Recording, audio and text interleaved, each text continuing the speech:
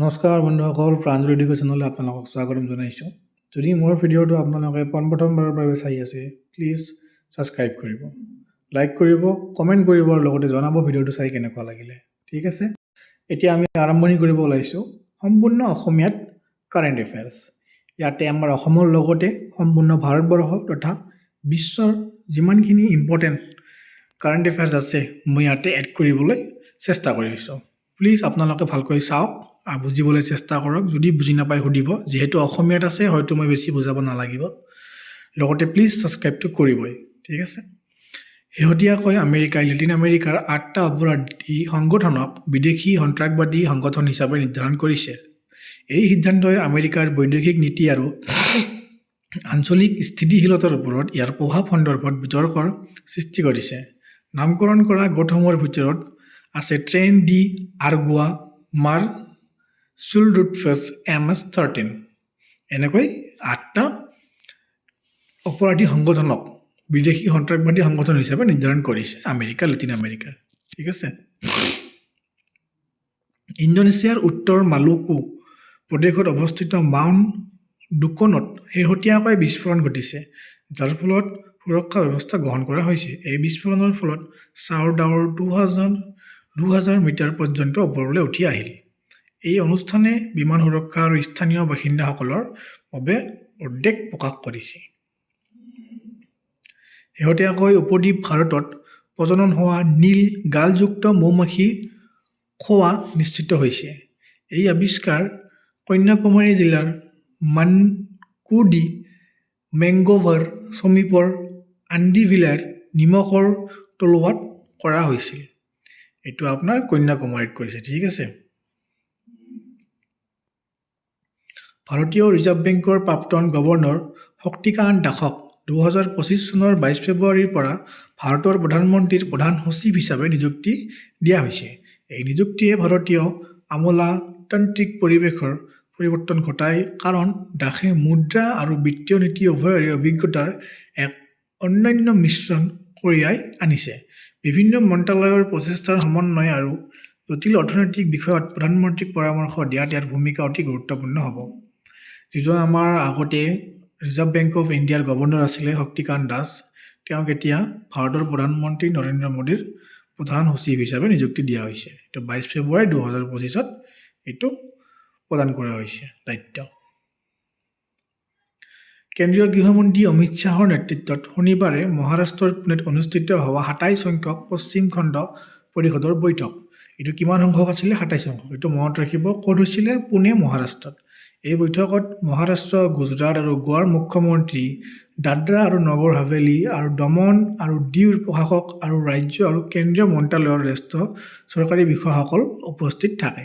ইয়াত কোন কোন উপস্থিত আছিলে সেইটোও মনত ৰাখিব। গুজৰাট, মহাৰাষ্ট্ৰ, গোৱা এইবিলাকৰ মুখ্যমন্ত্ৰী আছিলে আৰু লগতে যিবিলাক কাৰ্যকৰী বিষয়া আছে প্ৰশাসনিক কেন্দ্ৰীয় মন্ত্ৰালয়ৰ তেওঁলোকে আছিলে দাদৰা নগৰ হাভেলী ইয়াৰ পৰা। ঠিক আছে, ভাৰতত সমবায় ফেডাৰেলিজমক উৎসাহিত কৰাৰ বাবে মণ্ডল পৰিষদসমূহ অতি প্ৰয়োজনীয় হৈও আছে। তেওঁলোক ৰাজ্যসমূহৰ মাজত আলোচনাৰ সুবিধা প্ৰদান কৰে, উমৈহতীয়া স্বাৰ্থৰ বিষয়সমূহ সমাধান কৰে আৰু অঞ্চলসমূহৰ মাজত সহযোগিতা বৃদ্ধি কৰে। 2025 চনৰ 24 ফেব্ৰুৱাৰীত অসমৰ চাহ উদ্যোগৰ 200 বছৰীয়া জয়ন্তী উপলক্ষে ইতিহাসৰ সৰ্বমুঠ ঝুমুৰ অনুষ্ঠান অংশগ্ৰহণ কৰিব প্ৰধানমন্ত্ৰী নৰেন্দ্ৰ মোদীয়ে। ঝুমুৰ বিনন্দিনী 2025 নামেৰে গুৱাহাটীৰ সৰুসজাই ষ্টেডিয়ামত অনুষ্ঠিত হ'ব এই অনুষ্ঠান। ইয়াৰ লক্ষ্য হৈছে চাহ জনজাতিসমূহৰ চহকী সাংস্কৃতিক ঐতিহ্য আৰু অসমৰ অৰ্থনীতিলৈ তেওঁলোকৰ অৱদানক উজ্জ্বল কৰি তোলা। এইটো ইতিমধ্যে হৈ গৈছে। ঠিক আছে, যিহেতু আমি এদিন অলপ দেৰি হ'ল এইটো নিউজ দিওঁতে। 200 বছৰীয়া যিটো জয়ন্তী আছিলে সৰ্ববৃহৎ ঝুমুৰ অনুষ্ঠানত, তাত প্ৰধানমন্ত্ৰী নৰেন্দ্ৰ মোদী ডাঙৰীয়া উপস্থিত আছিলে আৰু এটা সফলভাৱে সৰুসজাই ষ্টেডিয়াম গুৱাহাটীত এইটো হৈ গ'ল। অতিশয় মনোমোহা দৃশ্য আছিলে, আমি সকলোৱে দেখিছোঁ। শেহতীয়াকৈ ভিয়েটনামৰ বৈদেশিক মন্ত্ৰালয়ে টনকিন উপসাগৰত নিজৰ ভিত্তি ৰখাৰ দাবীৰে ৰূপৰেখা দাঙি ধৰা এখন মানচিত্ৰ প্ৰকাশ কৰিছে। বিশেষকৈ চীনৰ সৈতে সংঘাতপূৰ্ণ সামুদ্ৰিক দাবীৰ চিহ্নত অঞ্চলত ভিয়েটনামৰ সাৰ্বভৌম অধিকাৰ সুৰক্ষিত কৰাৰ লক্ষ্যৰে এই পদক্ষেপ লোৱা হৈছে। অ'কে, যিহেতু অসমীয়াত আছে তুমি বিশেষ বাৰে বাৰে কৈ থকা নাই আৰু তেওঁলোকে বুজি পাইছে চাগে। শেহতীয়াকৈ গৱেষণাৰ পৰা পোহৰলৈ আহিছে HKU5 COV2 নামৰ এটা নতুন বাদুলি কৰোণা ভাইৰাছ চীনৰ ৱাহান ইনষ্টিটিউট অৱ ভাইৰলজিত এই আৱিষ্কাৰ কৰা হৈছে। ক'ভিড-19 মহামাৰীৰ কাৰণ হোৱা ভাইৰাছৰ SARS-CoV-2ৰ সৈতে ইয়াৰ সাদৃশ্য বিজ্ঞানীসকলে লক্ষ্য কৰিছে। এইটো এটা নতুন আৱিষ্কাৰ হৈছে HKU5CoV-2 নামৰ এটা নতুন বাদুলি কৰোণা ভাইৰাছ। এইটো অনলি বাদুলিৰ কাৰণে হোৱা কৰোণা ভাইৰাছ এটা আৱিষ্কাৰ হৈছে, যোনটোৰ চিমটমছবিলাক মানে ভাইৰাছটো আগৰ কৰোণা ভাইৰাছৰ লগত সাদৃশ্য আছে বুলি এওঁলোকে দাবী কৰিছে। কৰ্ণাটকৰ বিলিগিৰি ৰঙাস্বামী মন্দিৰৰ বাঘ সংৰক্ষিত বনাঞ্চলত এই হলিগা জনগোষ্ঠীয়ে বাস কৰে। বাঘৰ জনসংখ্যাৰ সৈতে ইহঁতৰ সম্পৰ্ক সংৰক্ষণৰ প্ৰচেষ্টাত অতি গুৰুত্বপূৰ্ণ। প্ৰধানমন্ত্ৰী নৰেন্দ্ৰ মোদীয়ে মনৰ 119 সংখ্যক সংস্কৰণৰ সময়ত তেওঁলোকৰ অৱদান পোহৰলৈ আনিলে। ঠিক আছে, কিমান সংখ্যক আছে? 119 সংখ্যক সংস্কৰণ। এইটো মনত ৰাখিব, এই সুধিব পাৰে কিমান সংখ্যক আছিলে। ভাৰতীয় দূৰসংযোগ নিয়ন্ত্ৰণ কৰ্তৃপক্ষ শেহতীয়াকৈ টেলিকমিউনিকেশ্যন আইন 2023ৰ অধীনত সম্প্ৰচাৰ সেৱাৰ বাবে এক বিস্তৃত কাঠামো প্ৰৱৰ্তন কৰিছে। এই নতুন কাঠামোৰ লক্ষ্য হৈছে অনুমোদন প্ৰক্ৰিয়া সৰল কৰি আৰু নিয়ন্ত্ৰণৰ বোজা হ্ৰাস কৰি সম্প্ৰচাৰ খণ্ডক আধুনিকীকৰণ কৰা। IIT দিল্লী, CHRI পট, টাটা 1mg আৰু ইণ্ডিয়ান কাউন্সিল অৱ মেডিকেল ৰিচাৰ্চৰ সৈতে জড়িত এক সহযোগিতামূলক পদক্ষেপে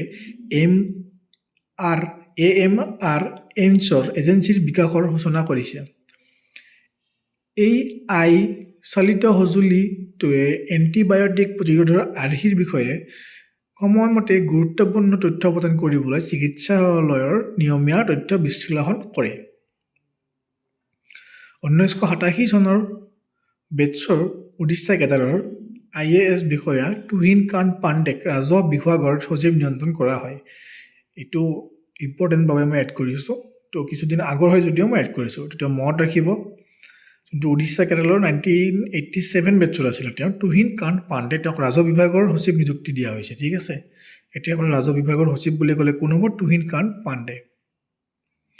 তো বিহাৰ কেডাৰৰ পৰা 1952 চনৰ বেটছৰ IAS বিষয়া আৰুণিক চাওলাক ৰাজহুৱা উদ্যোগ বিভাগ আৰু সাংস্কৃতিক মন্ত্ৰালয়ৰ সম্পাদক হিচাপে অতিৰিক্ত দায়িত্ব দি ডিপামৰ সম্পাদক হিচাপে নিযুক্তি দিয়া হয়। চ' এওঁ বিহাৰ কেডাৰৰ আছিলে 1992 চনৰ IAS। এওঁৰ নাম হ'ল আৰুণিক চাওলা। এখেতক উদ্যোগ বিভাগ আৰু সাংস্কৃতিক মন্ত্ৰালয়ৰ সম্পাদক হিচাপে আৰু অতিৰিক্ত হিচাপে দায়িত্ব দি ডিপামৰ সম্পাদক হিচাপে নিযুক্তি দিয়া হয়। ঠিক আছে, চ' ধন্যবাদ থাকিল ভিডিঅ'টো চোৱাৰ বাবে। যদি ভিডিঅ'টো এইখিনিলৈকে চাইছে, হয়তো আপোনালোকে বুজি পাইছে। আৰু যদি মোৰ ক্লাছটো চাই ভাল লাগিছে, প্লিজ লাইক কৰিব, শ্বেয়াৰ কৰিব, কমেণ্ট কৰিব আৰু প্লিজ ছাবস্ক্ৰাইব কৰিব নাপাহৰিব। লগতে ঘণ্টিটো ক্লিক কৰিব ডেইলি আপডেট পাবৰ বাবে। ধন্যবাদ।